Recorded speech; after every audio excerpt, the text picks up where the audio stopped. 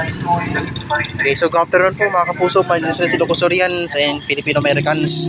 Dito po sa may harapan ng laod po ng Santa Lucia Church, dito po sa bayan ng Santa Lucia, dito po sa Ilocosur mga kapuso.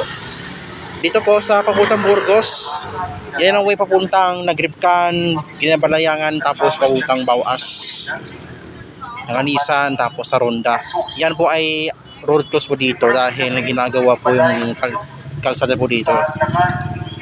Bawal pa pong duman dito mga motorsiklo, bike, tapos yung mga e-bikes tulad ng ganyan po. Yes, it's like that.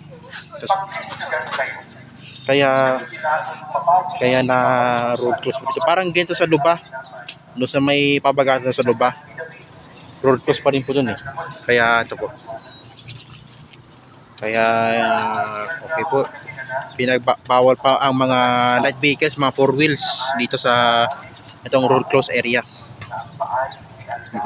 Tapos ito po yung Santa Lucia Auditorium po. Ito po.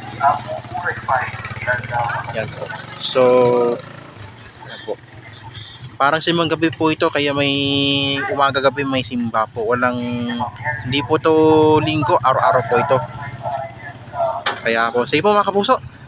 Kita tayo sa sunod po mga kapuso. Bye po.